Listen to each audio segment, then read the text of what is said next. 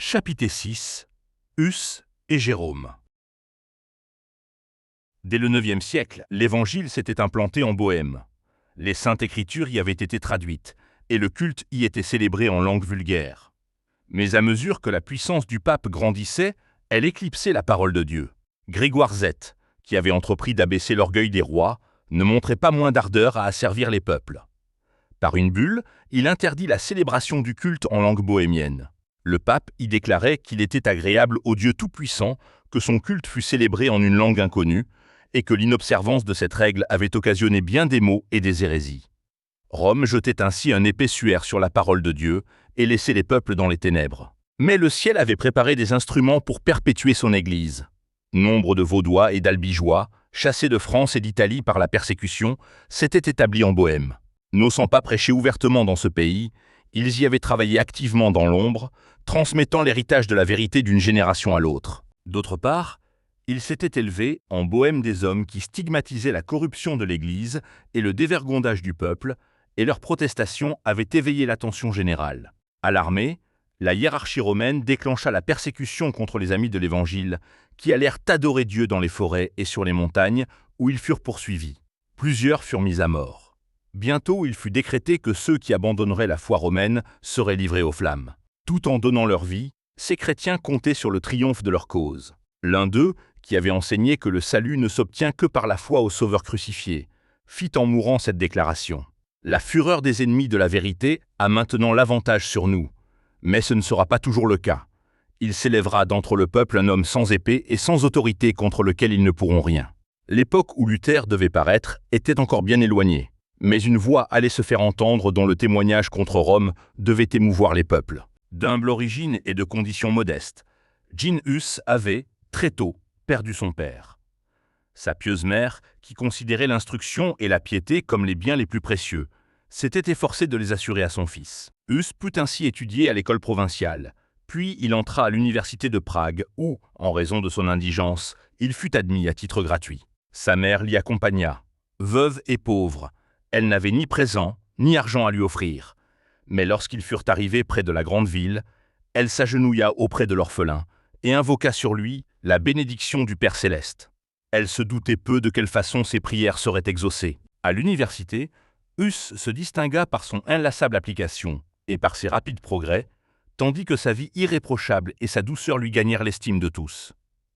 Fils dévoué de l'Église de Rome, il recherchait avec ferveur les bénédictions spirituelles dont elle se disait dépositaire. À l'occasion d'un jubilé, pour gagner l'indulgence promise, il alla se confesser, donna ses derniers deniers et se joignit aux processions. Ses études achevées, il entra dans le sacerdoce. Gravissant rapidement les échelons, il fut bientôt attaché à la cour, puis nommé professeur, et ensuite recteur de l'université où il avait fait ses études. En quelques années, celui qui avait étudié aux frais de l'université devenait la gloire de son pays, et son nom était célèbre dans toute l'Europe. Mais c'est dans une autre sphère que Hus devait inaugurer son œuvre de réforme. Plusieurs années après son ordination à la prêtrise, il fut nommé prédicateur à la chapelle de Bethléem, dont le fondateur attachait une grande importance à la prédication des Écritures dans la langue du peuple, coutume que l'opposition de Rome n'avait pas complètement abolie en Bohême. Comme l'ignorance de la parole de Dieu était grande, et que les vices les plus hideux prévalaient dans toutes les classes de la société, Hus, élevant la voix, dénonçait l'iniquité sans ménagement et proclamait les principes de la vérité et de la pureté au nom de la parole de Dieu.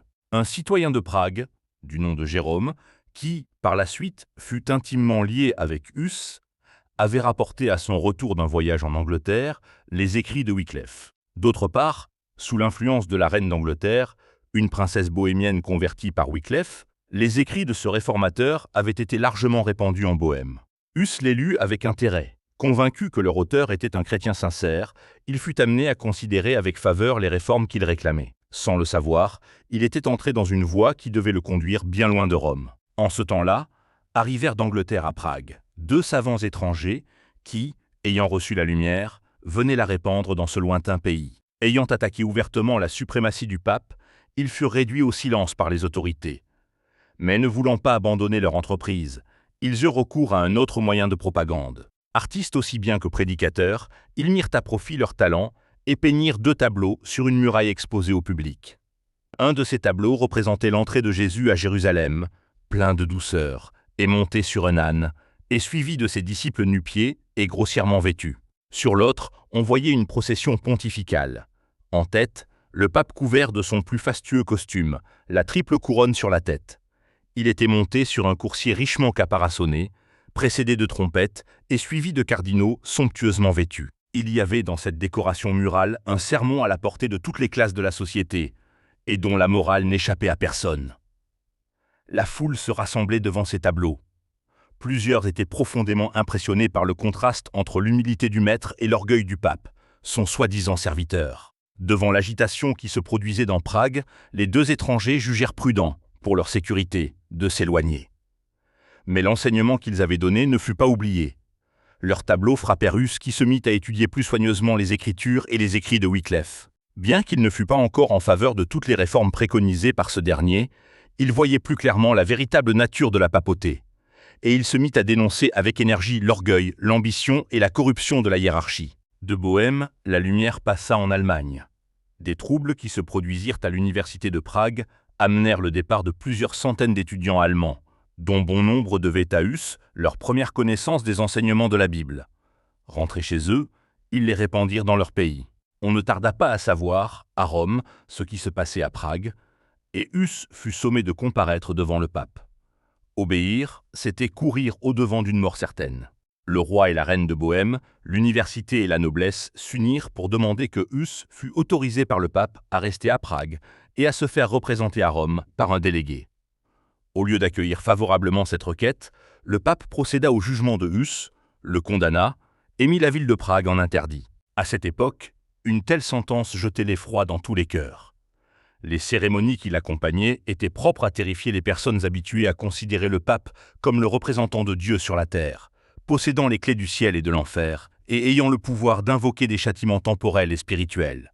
On croyait que jusqu'à ce que le pape jugeât bon de lever l'anathème, les portes du ciel étaient fermées pour la région frappée d'excommunication, et que les morts étaient exclus du séjour de la félicité. En signe de calamité, tous les offices religieux étaient suspendus. Les églises étaient fermées. Les mariages se célébraient dans les cimetières. Les morts, privés de leur sépulture en terre sainte, étaient enterrés sans cérémonie religieuse, soit dans des tranchées, soit dans les champs. C'est ainsi que Rome frappait les imaginations et dominait les consciences. Prague était bouleversée. Les gens accusaient Huss d'être la cause de toutes les calamités et demandaient qu'il fût livré au pape. Pour calmer la tempête, le réformateur se retira quelque temps dans son village natal et écrivit de là à ses amis de Prague. « Sachez, mes bien-aimés, que c'est pour suivre l'exemple et l'avertissement du Christ que je me suis retiré du milieu de vous, de peur d'être pour les méchants une occasion de condamnation éternelle et pour les bons un sujet de tristesse et de deuil. J'ai fui pour que des prêtres impies ne continuent pas à interdire plus longtemps la prédication de la parole de Dieu parmi vous, mais non parce que je renie la vérité divine pour laquelle, avec la grâce de Dieu, je suis prêt à mourir. » Loin de suspendre ses travaux, Huss parcourait la contrée environnante, prêchant la parole de Dieu à des foules avides de l'entendre. Ainsi, les mesures que le pape prenait pour supprimer la diffusion de l'Évangile contribuaient à lui donner plus de publicité encore. Car nous n'avons pas de puissance contre la vérité, nous n'en avons que pour la vérité. Il semble qu'à cette époque, Huss était en proie à un douloureux conflit. Quoique l'Église cherchât à le terrasser par ses foudres, il n'avait pas rejeté son autorité. L'Église romaine était encore pour lui l'épouse du Christ, et le pape le représentant et le vicaire de Dieu. C'est contre l'abus de cette autorité, et non contre son principe, que Huss était parti en guerre. De là un violent conflit entre les convictions de son esprit et les protestations de sa conscience. Si l'autorité papale était légitime et infaillible, comme il le croyait, comment se faisait-il qu'il se sentit poussé à lui résister? Obéir, il s'en rendait compte, serait commettre un péché. Mais pourquoi l'obéissance à une Église infaillible le plaçait-elle dans cette impasse? Telle était l'énigme qu'il ne pouvait résoudre, tel était le doute qui le harcelait sans répit.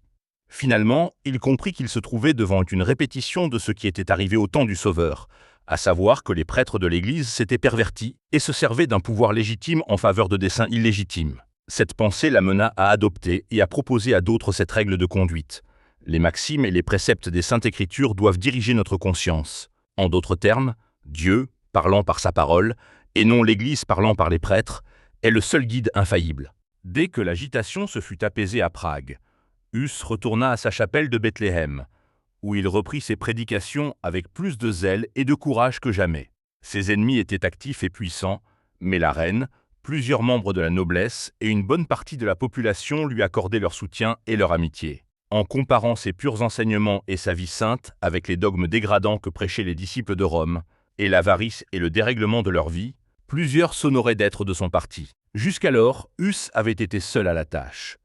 Mais à partir de ce moment, Jérôme de Prague, qui, pendant un séjour en Angleterre, avait accepté les enseignements de Wycliffe, devint son collaborateur. Uni désormais pour la vie, il devait l'être aussi dans la mort. Joignant à un génie brillant une éloquence rare et une vaste érudition, Jérôme avait tout ce qu'il fallait pour gagner la faveur populaire. Mais Huss le dépassait au point de vue de la force de caractère. Sa pondération était un frein salutaire pour l'impulsif Jérôme, qui acceptait avec une véritable humilité les conseils de son ami. Leurs travaux réunis imprimaient à la Réforme une impulsion nouvelle. Sans révéler à ces hommes de son choix toute la lumière qui devait être donnée au monde, Dieu leur fit voir plusieurs des erreurs de l'Église. Par leurs moyens, ils faisaient sortir le peuple des ténèbres, mais graduellement et pas à pas, en tenant compte des nombreux et sérieux obstacles à surmonter. Non préparés à contempler la vérité dans tout son éclat, ils s'en fussent détournés, éblouis, telle une personne qui passe de l'obscurité à la clarté du soleil de midi. Siècle après siècle, d'autres ouvriers fidèles allaient être chargés de conduire les âmes plus loin encore sur le chemin de la Réforme. Le schisme de l'Église durait encore. 3 papes se disputaient maintenant la tiare, et leur lutte engendrait partout des troubles et des crimes. Non contents de se lancer réciproquement leur foudre spirituelle, les candidats au trône pontifical eurent recours à la force. Chacun d'eux se mit en devoir de se procurer une armée, mettant en vente, à cet effet, les charges, les bénéfices et les grâces spirituelles de l'Église. Suivant l'exemple de leurs supérieurs, les prêtres se livraient à la simonie, soit pour évincer des rivaux, soit pour accroître leur puissance. Avec une hardiesse de jour en jour grandissante, Huss tonnait contre ces abominations pratiquées sous le couvert de la religion, et le peuple accusait ouvertement les chefs de l'Église d'être la cause des maux qui accablaient la chrétienté. La ville de Prague se vit derechef à la veille d'un conflit sanglant. Comme autrefois le prophète Élie, le serviteur de Dieu était accusé de jeter le trouble en Israël. De nouveau, la ville fut frappée d'interdit, et Huss se retira dans son village natal. Il avait fini de rendre son fidèle témoignage dans sa chère chapelle de Bethléem. Désormais, avant de livrer sa vie pour l'amour de la vérité, Huss allait étendre son action et s'adresser à toute la chrétienté. En vue de remédier aux maux qui désolaient l'Europe, l'empereur Sigismond demanda à l'un des 3 papes rivaux de convoquer un concile général à Constance. Jeanne XXIII était loin de voir d'un bon œil la réunion de ce concile. En effet, il redoutait l'examen de sa vie intime et de sa politique, même devant ces hommes aux mœurs relâchées qu'étaient les ecclésiastiques de l'époque. Il n'osa pas, toutefois, s'opposer à la volonté de l'empereur. Les 2 grands objets du concile étaient de mettre un terme au schisme de l'Église et d'extirper l'hérésie. En conséquence, les 2 antipapes, aussi bien que le principal propagateur des idées nouvelles, Jean Huss, furent sommés de comparaître devant l'Assemblée. Les 2 premiers, craignant pour leur sécurité, s'y firent représenter par des délégués. Jean Ventraz, qui avait convoqué le concile, ne vint à Constance qu'avec de vives appréhensions. Il soupçonnait l'empereur de nourrir secrètement le projet de le faire déposer, et redoutait fort d'être appelé à répondre des vices qui avaient déshonoré sa tiare, aussi bien que des crimes qui lui en avaient assuré la possession. Il fit néanmoins son entrée à Constance en grande pompe, escorté des membres du haut clergé et d'une suite de courtisans. Sa tête était protégée par un baldaquin doré, soutenu par 4 notables.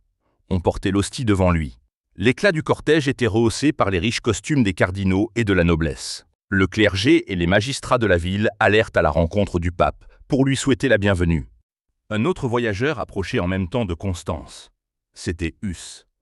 Conscient des dangers qui le menaçaient, il avait dit à ses amis un dernier adieu et s'était mis en route, convaincu qu'il se dirigeait vers le bûcher. Bien qu'il eût obtenu un sauf-conduit du roi de Bohême et en eût reçu un autre, en cours de route, de l'empereur Sigismond, il avait pris toutes ses dispositions en vue de sa mort probable. Dans une lettre à ses amis de Prague, il écrivait « Mes frères, je pars, muni d'un sauf-conduit du roi, je vais au-devant de nombreux et mortels ennemis. Je me confie entièrement au Dieu Tout-Puissant et en mon Sauveur. J'espère qu'il exaucera vos ardentes prières, qu'il mettra la prudence et la sagesse en ma bouche, et qu'il m'accordera son Saint-Esprit pour me fortifier dans sa vérité, de sorte que j'affronte avec courage les tentations, la prison et, si c'est nécessaire, une mort cruelle. Jésus-Christ a souffert pour ses bien-aimés, nous laissant son exemple, afin que nous endurions patiemment nous-mêmes toutes choses pour notre propre salut. Il est Dieu, et nous sommes ses créatures. Il est le Seigneur, et nous sommes ses serviteurs. Il est le Maître du monde, et nous sommes de chétifs mortels.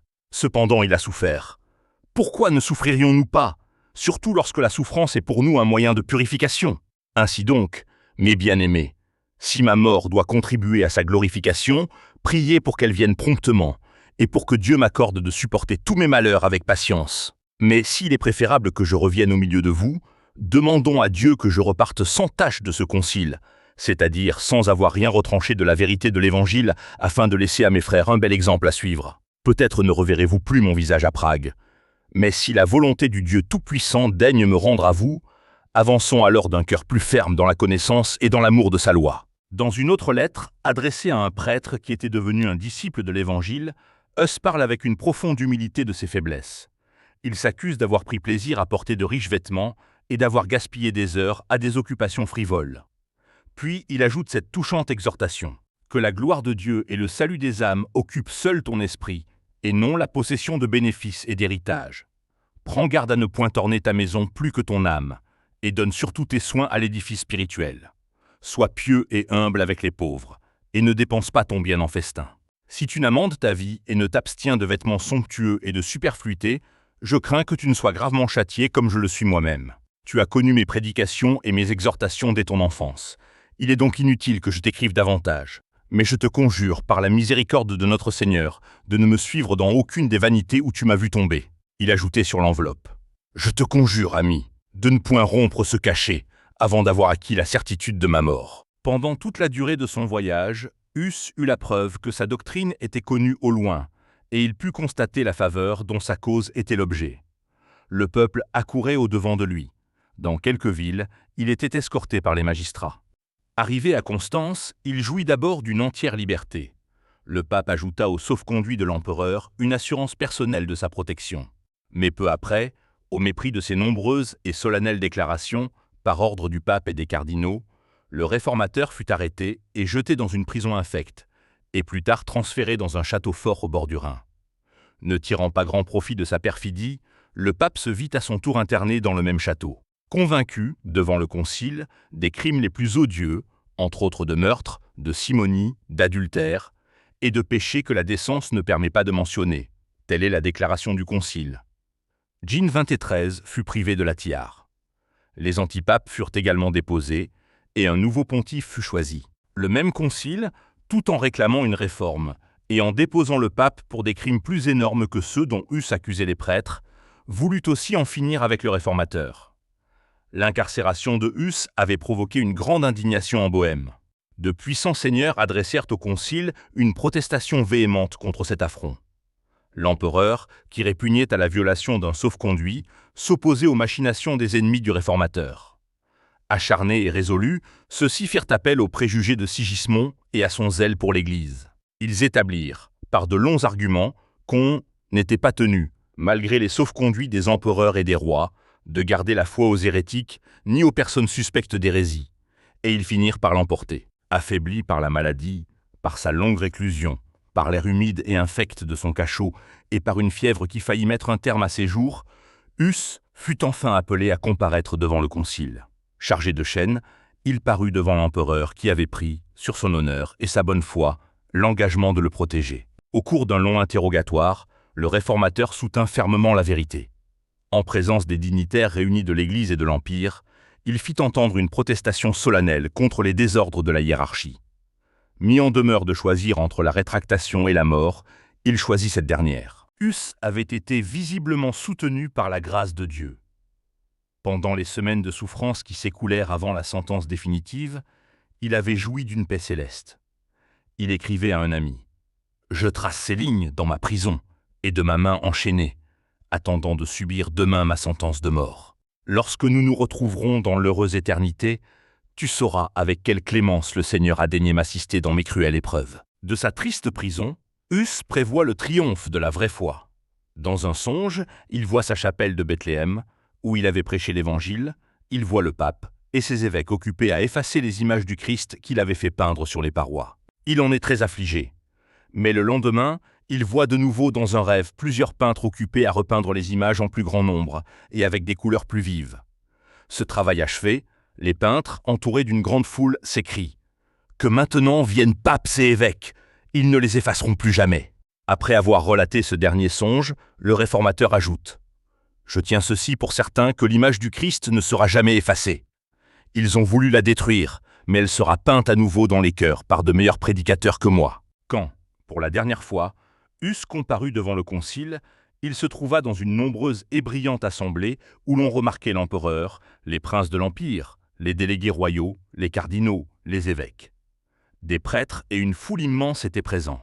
De toutes les parties de la chrétienté étaient accourus les témoins du premier des grands sacrifices, marquant la longue lutte qui devait aboutir à la liberté de conscience. Invité à faire part de sa décision finale, Huss répéta son refus d'abjurer, puis, portant son regard pénétrant sur le monarque honteusement infidèle à sa parole d'honneur, il ajouta « Je suis venu à ce concile de mon plein gré, et sous la foi publique et la protection de l'empereur, ici présent. » Alors tous les regards se tournèrent vers Sigismond, dont le visage s'empourpra. La sentence rendue, la cérémonie de la dégradation commença. Les évêques affublèrent leurs prisonniers de vêtements sacerdotaux. Ce dernier, en prenant l'aube, fit cette remarque. Quand Hérode fit conduire notre Seigneur à Pilate, on le revêtit d'une robe blanche pour l'insulter. Exhorté de rechef à se rétracter, il répondit en se tournant vers le peuple. « Comment, après cela, lèverai-je le front vers le ciel ? De quel œil soutiendrai-je les regards de cette foule d'hommes que j'ai instruits, de la pure doctrine de l'évangile de Jésus-Christ ? Non, non, il ne sera pas dit que j'ai préféré à leur salut éternel, le salut de ce corps misérable destiné à la mort. » Ses vêtements lui furent enlevés l'un après l'autre, et sur chacun d'eux les évêques prononcèrent une malédiction. On posa sur sa tête une couronne ou mitre pyramidale où étaient peints des diables affreux, avec cette inscription « L'hérésiarque ». « C'est avec joie, déclara Huss, que j'accepte de porter cette couronne d'opprobre, par amour pour toi, Jésus, qui, pour moi, porta une couronne d'épines. » Ayant achevé de le travestir, les prélats lui dirent « Nous livrons maintenant ton âme au diable. » À quoi Huss répondit, en levant les regards vers le ciel. « Et moi, je remets mon esprit entre tes mains, ô Seigneur Jésus, car tu m'as racheté. » Il fut alors livré au bras séculier et conduit au lieu d'exécution. Une foule immense d'hommes armés, de prêtres, d'évêques somptueusement vêtus, accompagnés des habitants de Constance, le suivirent. Dès que Huss eut été attaché sur le bûcher prêt à être allumé, on l'exhorta une fois de plus à sauver sa vie par une rétractation de ses erreurs. « À quelles erreurs devrais-je renoncer ?» demanda Huss. « Je ne me sens coupable d'aucune. Je prends Dieu à témoin que tout ce que j'ai prêché et écrit n'avait d'autre but que d'arracher des âmes au péché et à la perdition. C'est avec joie que je scellerai de mon sang les vérités que j'ai prêchées et écrites. » Quand les flammes commencèrent à l'envelopper, il se mit à chanter « Jésus, fils de David, aie pitié de moi !» Et il continua jusqu'à ce que sa voix se fût éteinte pour toujours. Ses ennemis eux-mêmes furent frappés de son héroïsme. Un zélé partisan du pape, décrivant le martyre de Huss et de Jérôme, qui mourut peu après, a écrit « Tous deux se montrèrent fermes à l'approche de leur dernière heure. Ils se préparèrent pour le feu comme ils l'auraient fait pour assister à une noce. Ils ne firent pas entendre un seul cri de douleur. Quand les flammes s'élevèrent, ils se mirent à chanter des cantiques, et c'est à peine si l'ardeur du feu réussit à arrêter leur chant. Dès que le corps de Huss fut entièrement consumé, on recueillit ses cendres, et on les jeta dans le Rhin qui les charria dans l'océan. En vain ses ennemis crurent avoir extirpé les vérités qu'il avait prêchées. Ils ne se doutaient pas que ces cendres perdues dans la mer seraient semblables à une semence qui se répandrait dans tous les pays de la terre et produirait dans des contrées encore inconnues des fruits abondants à la gloire de la vérité. La voix courageuse qui s'était fait entendre dans les salles du concile de Constance allait éveiller des échos dans tous les siècles suivants. Huss n'était plus, mais les vérités pour lesquelles il était mort ne pouvaient périr. Son exemple de foi et de constance devait encourager des multitudes à tenir ferme pour la vérité en face des tortures et de la mort. Son exécution avait dévoilé la perfide cruauté de Rome aux yeux du monde entier. Inconsciemment, les ennemis de la vérité avaient contribué au progrès de la cause qu'ils désiraient détruire. Un second bûcher devait se dresser à Constance. Un autre témoin allait déposer en faveur de l'Évangile. En faisant ses adieux à Huss, avant son départ pour le concile, Jérôme l'avait exhorté à la fermeté et au courage, lui promettant de voler à son secours au cas où il courait quelque danger. Dès qu'il apprit l'arrestation de son ami, le fidèle disciple s'acquitta de sa promesse. Sans aucun sauf-conduit, escorté d'un seul compagnon, il se mit en route pour Constance. Arrivé dans cette ville, il se rendit compte de l'impossibilité dans laquelle il se trouvait de porter secours à Huss et du danger qu'il courait. Il s'enfuit aussitôt, mais il fut rejoint, arrêté et ramené, chargé de chaînes, sous bonne garde. Lors de sa première comparution, ses tentatives pour se justifier des accusations portées contre lui furent accueillies par les cris « Aux flammes, aux flammes !» Reconduit en prison, enchaîné dans une position douloureuse, n'ayant pour toute nourriture que du pain et de l'eau, Jérôme, après quelques mois de ce régime, tomba malade et fut bien près de la mort. Ses ennemis, craignant qu'il ne leur échappe, adoucirent son sort, mais le laissèrent encore en prison toute une année. La mort de Huss n'avait pas produit l'effet que ses ennemis en avaient attendu. La violation du sauf-conduit avait déchaîné une tempête d'indignation. Aussi le concile jugea-t-il qu'il était préférable d'arracher, si possible, à Jérôme une rétractation plutôt que de le livrer aux flammes. Il fut amené devant l'Assemblée, qui lui offrit l'alternative de la rétractation ou du bûcher. Au commencement de sa captivité, la mort eût été pour Jérôme une grâce en comparaison des souffrances qu'il devait endurer. Mais alors, affaibli par la maladie et par la réclusion, déprimé par l'anxiété et l'attente, séparé de ses amis et abattu par la mort de Huss, sa constance l'abandonna. Il consentit à se soumettre au concile et accepta le décret condamnant les doctrines de Wycliffe et de Huss, sans abandonner toutefois les saintes vérités qu'ils avaient enseignées. Par ce compromis, Jérôme espérait calmer la voix de sa conscience et échapper à la mort. Mais, réintégré dans la solitude de sa prison, il comprit mieux ce qu'il avait fait. Le courage et la fidélité de Huss se présentèrent à lui en contraste avec son reniement de la vérité. Il reporta ses pensées sur le divin maître qu'il s'était engagé à servir, et qui, par amour pour lui, avait souffert la mort de la croix. Avant sa rétractation, Jérôme avait été soutenu dans toutes ses souffrances par l'assurance de la grâce divine. Mais maintenant, son âme était torturée par le doute et le remords. Il comprenait que pour être en paix avec Rome, il devrait faire de nouvelles concessions, et que la voie dans laquelle il était entré ne pouvait aboutir qu'à une complète apostasie. Aussi prit-il la résolution de ne point consentir, pour s'épargner une courte période de souffrance, à renier son sauveur. Il fut bientôt ramené devant le concile. Ses juges n'étaient pas encore satisfaits de sa soumission. Leur soif de sang, excitée par la mort de Huss, exigeait de nouvelles victimes. Seule une répudiation complète de la vérité pouvait arracher Jérôme à la mort. Mais celui-ci avait résolu de confesser sa foi et de suivre son frère et ami jusque dans les flammes du bûcher. Il retira sa première rétractation et, comme tout condamné à mort, il sollicita le droit de présenter sa défense. Craignant l'effet de ses paroles, les prélats exigèrent qu'il se bornât à reconnaître ou à nier la véracité des accusations portées contre lui. Jérôme protesta contre cette injustice et cette cruauté. « Vous m'avez tenu enfermé 340 jours dans une affreuse prison, dans l'ordure, dans la puanteur, dans le besoin extrême de toute chose. Vous me faites ensuite comparaître devant vous et prêtant l'oreille à mes ennemis mortels. Vous refusez de m'écouter. Si vous êtes réellement des hommes sages et les lumières du monde, prenez garde de ne point pécher contre la justice. Pour moi, je ne suis qu'un faible mortel. Ma vie est peu de chose, et, lorsque je vous exhorte à ne point rendre une sentence inique, je parle moins pour moi-même que pour vous. » On fit droit à sa requête. Jérôme s'agenouilla en présence de ses juges, demandant à Dieu de diriger ses pensées et ses paroles, en sorte qu'il ne dise rien qui fût contraire à la vérité ou indigne de son maître. Aussi vit-on, en ce jour, se réaliser la promesse de Jésus à ses premiers disciples. « Vous serez menés, à cause de moi, devant des gouverneurs et devant des rois. Mais, quand on vous livrera, ne vous inquiétez ni de la manière dont vous parlerez, ni de ce que vous direz. Ce que vous aurez à dire vous sera donné à l'heure même. Car ce n'est pas vous qui parlerez, c'est l'Esprit de votre Père qui parlera en vous. » Les paroles de Jérôme excitèrent l'étonnement et l'admiration de ses ennemis eux-mêmes. Il avait été enfermé durant une année dans une prison obscure où il lui avait été impossible de lire et où il avait éprouvé de vives souffrances physiques et de grandes angoisses morales. Néanmoins, il parla avec autant de clarté et de puissance que s'il avait eu l'occasion de préparer sa défense à son aise. Il attira l'attention de ses juges sur tous les hommes injustement condamnés au cours des siècles. Il en mentionna plusieurs, le Christ y compris, qui, après avoir été couverts d'opprobre et condamnés comme malfaiteurs parce qu'ils avaient tenté d'éclairer leurs semblables, furent plus tard jugés dignes des plus grands honneurs. Dans sa rétractation, Jérôme avait reconnu comme juste la sentence qui avait condamné Huss. Honteux de sa faiblesse, il rendit un éclatant témoignage à l'innocence et à la sainteté du martyr. « Je l'ai connu depuis son enfance, dit-il.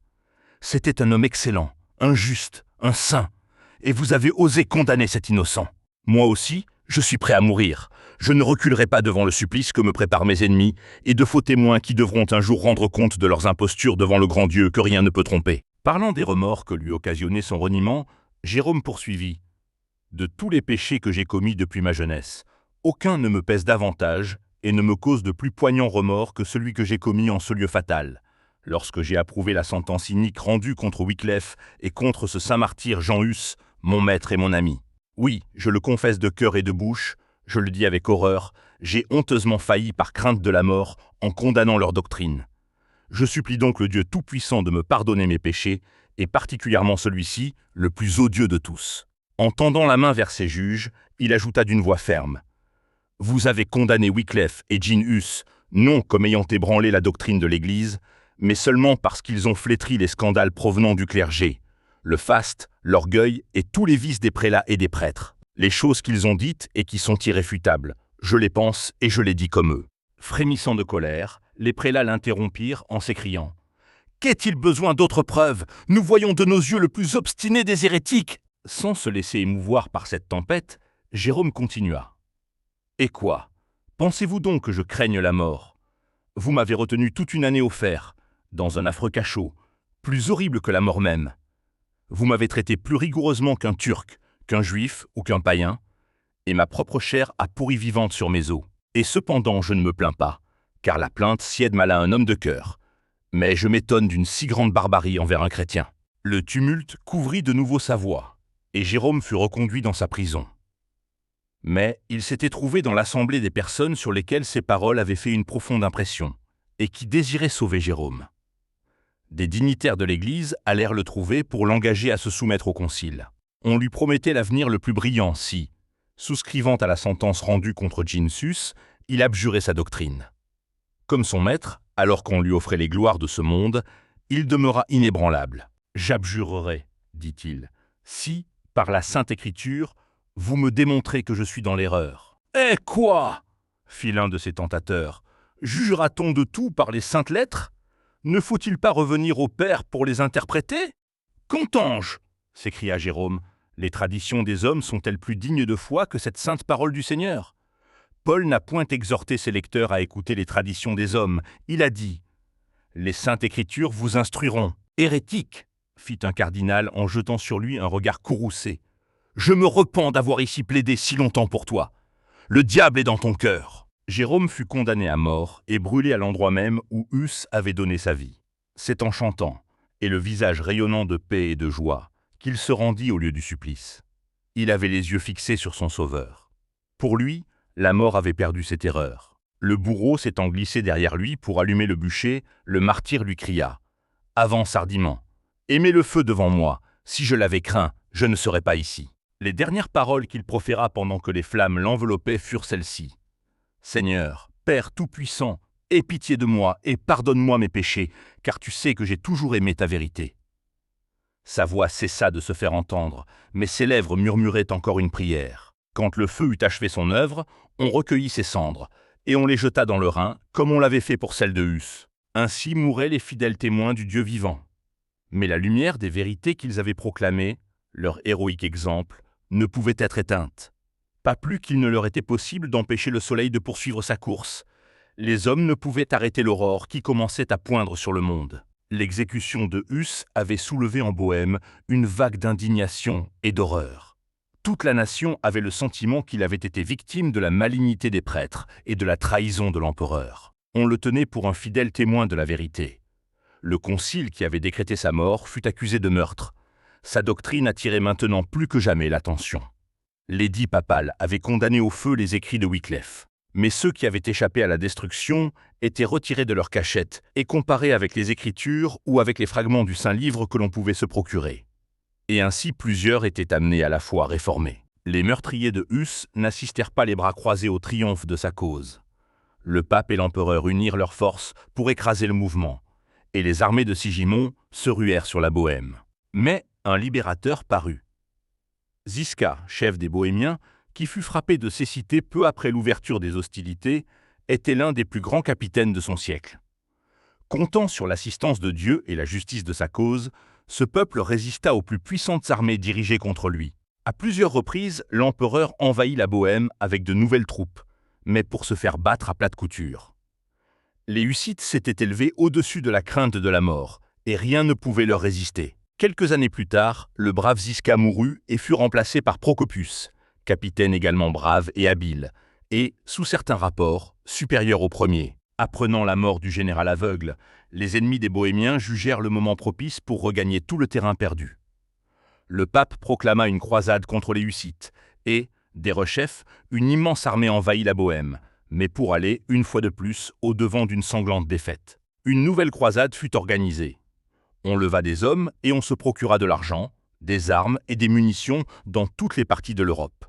Des multitudes vinrent se ranger sous les étendards du pape avec la certitude d'écraser enfin ce peuple d'hérétiques. Confiants en la victoire, les envahisseurs pénétrèrent en Bohême. Le peuple courut aux armes pour les repousser. Les deux armées se rapprochèrent l'une de l'autre jusqu'à ce que, seule, une rivière les séparât. Les croisés étaient de beaucoup supérieurs en nombre, mais au lieu de franchir le cours d'eau et d'engager la bataille avec ces Hussites qu'ils venaient combattre de si loin, ils se contentèrent de les contempler en silence. Soudain, ils furent pris d'une mystérieuse panique. Sans coup férir, cette puissante armée se débanda et se dispersa, comme frappée par une puissance invisible. Un grand nombre de fuyards furent massacrés par l'armée hussite, et un immense butin resta aux mains des vainqueurs. Quelques années plus tard, un nouveau pape ordonna une nouvelle croisade. Comme pour la campagne précédente, on recruta des hommes et des fonds dans toute l'Europe. De grands avantages étaient offerts à ceux qui s'enrôlaient dans cette périlleuse entreprise. Tout croisé recevait l'assurance de l'impunité des crimes les plus odieux. On promettait à ceux qui tomberaient sur le champ de bataille une belle récompense dans le ciel, et aux survivants des richesses et des honneurs.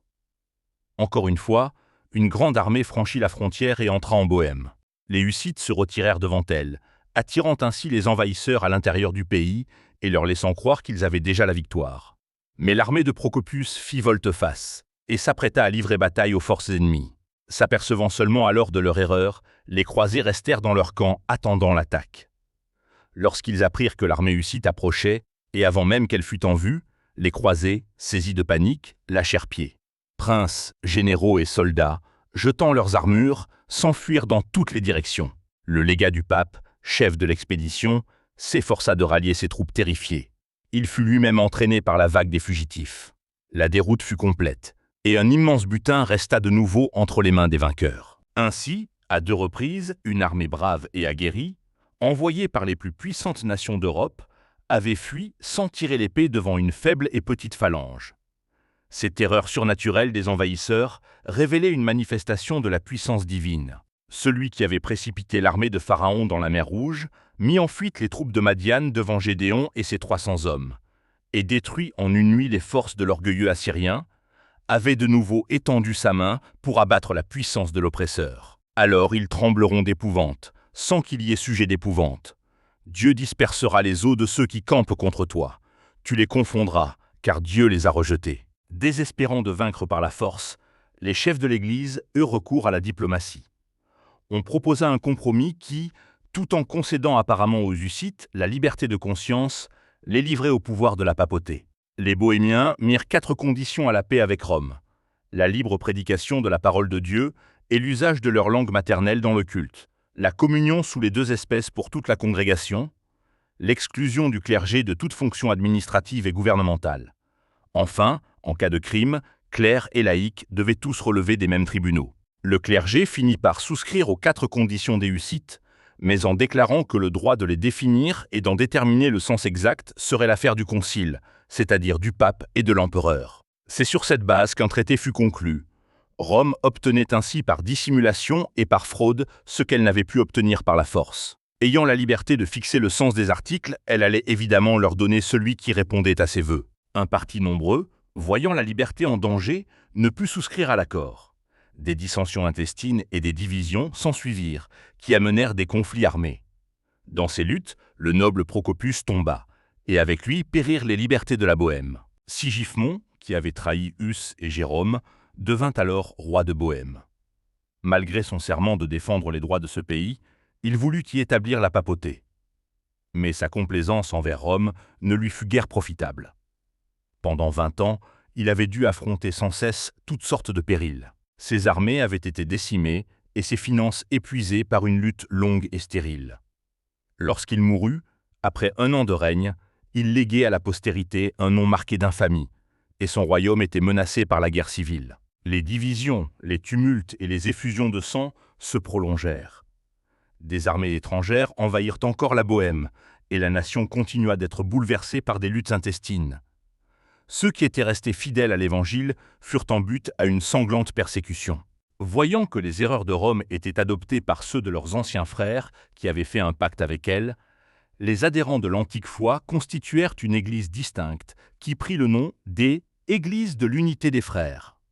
Exposés aux anathèmes de tous les partis, ils demeurèrent inébranlables. Contraints d'aller chercher un refuge dans les bois et dans les cavernes, ils n'en continuèrent pas moins de se réunir pour adorer Dieu et lire sa parole. Par des messagers qu'ils avaient envoyés secrètement en divers pays, ils apprirent qu'il y avait çà et là, dans diverses villes, des témoins isolés de la vérité exposés comme eux à la persécution, et qu'il existait dans le massif alpestre une ancienne église bâtie sur le fondement des Saintes Écritures et protestant contre l'idolâtrie romaine. Ils accueillirent cette nouvelle avec une grande joie, et ils entrèrent en correspondance avec les chrétiens vaudois.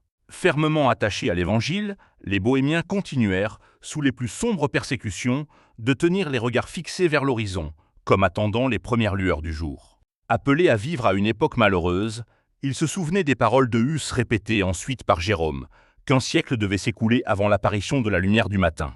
Ces paroles furent pour les Taborites, les Hussites, ce que celles de Joseph avaient été pour les 12 tribus pendant leur servitude. « Je vais mourir, mais Dieu vous visitera certainement, et il vous fera remonter de ce pays. » La fin du XVe siècle fut témoin de l'accroissement lent, mais constant des églises des frères. Loin d'être libres, ceux-ci jouirent néanmoins d'un repos relatif. Au commencement du XVIe siècle, ils comptaient 200 congrégations en Bohême et en Moravie. Ainsi, un reste considérable de réchappés du feu et de l'épée put voir l'aurore du jour annoncée par Jean Hus.